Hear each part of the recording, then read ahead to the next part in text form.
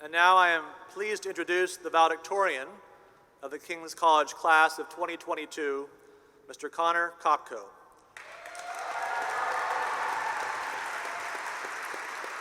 Connor graduates today as a media, culture, and the arts major with a concentration in media and film studies and a minor in technology, innovation, and design.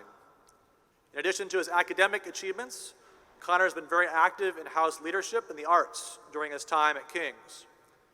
He was the Chamberlain for the House of Dietrich Bonhoeffer last year and the President of the House this year.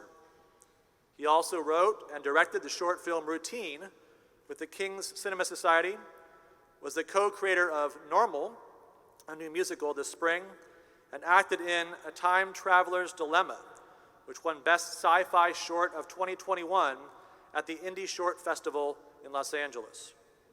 By the way, he can sing too. One professor recalled him leading his classmates in How Great Thou Art at the Church of St. Anne in Jerusalem. Connor is especially known for his humility and eagerness to encourage others.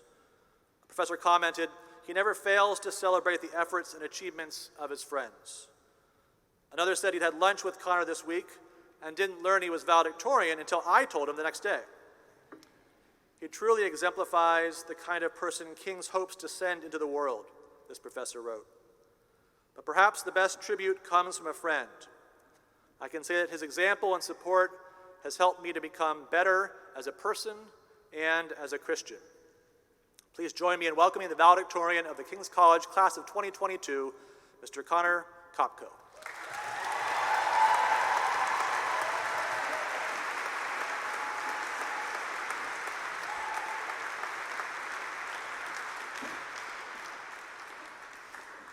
Thank you, Dr. Parks, for that kind introduction.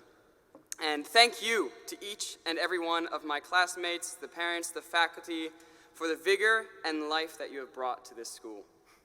Let's be honest, people would not believe the type of events, schooling, and competitions we do here. But the impact on our lives is nothing short of profound, whether you wanted King's to affect you or not.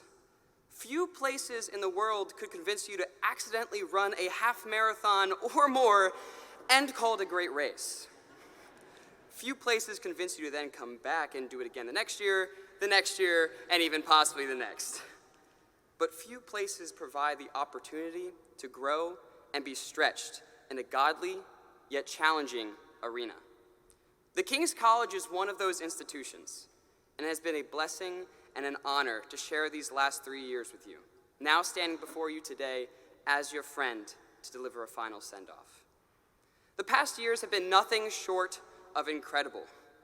Rare is the person who will ever understand the immense task of one of Dr. Brand's term papers, or crafting an hour-long presentation for Professor Wilkinson.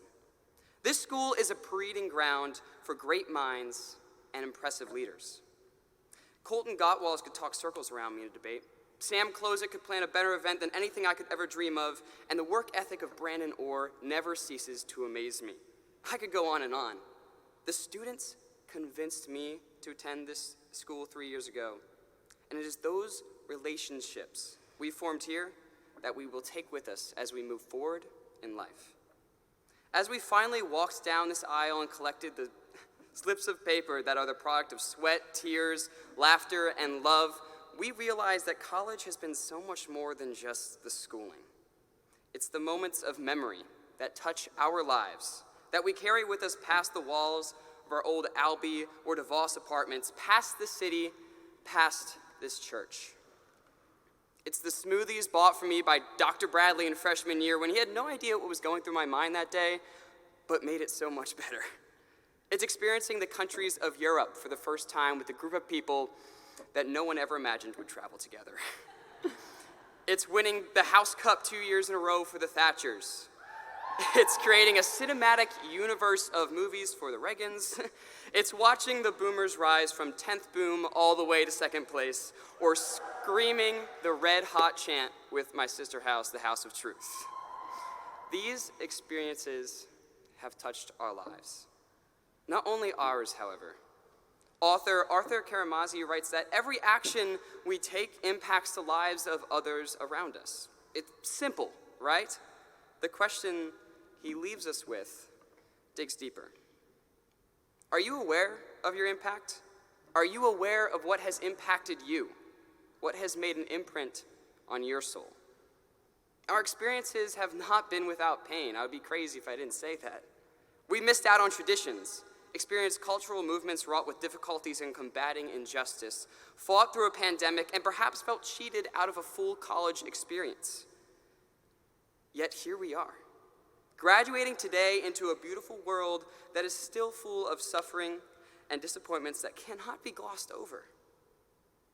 I believe that we have prepared for this. We built a base of knowledge with a firm foundation in our God, who is more powerful than anything in this world and is the ruler of the next. As the weeks have counted down to this moment, I've talked with many of you about your future plans. Some of you have taken jobs in business right here in this city. Others are going back home, some to postgraduate schools in law or pursuing marketing with a nonprofit. However, many of you still may be thinking, what about me? Where do I fit into this world? Perhaps your future is not as solidified.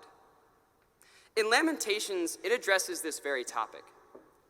It says, "This I call to mind, and therefore I have hope. Because of the Lord's great love, we are not consumed, for his compassions never fail. They are new every morning, and great is his faithfulness." We rely upon his faithfulness as we step into the world, remembering our parents, our professors, and our peers' influence on our lives. Remember how you lived, how you worked, and breathed alongside your brothers and sisters in your houses.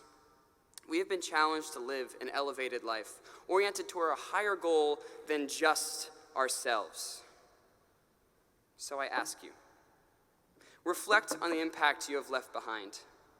What legacy would you like to leave in the next phase of life?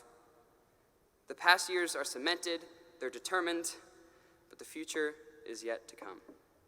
Even as we look towards the future, will you turn and still remember the past, learning from it and relishing the experiences that pushed you forward? We live in a city and a world that constantly asks us to move forward, to create, to conquer, and succeed. Amidst all of that, can we rest in the sanctuary of the Lord? This is my earnest prayer as we walk out these doors today.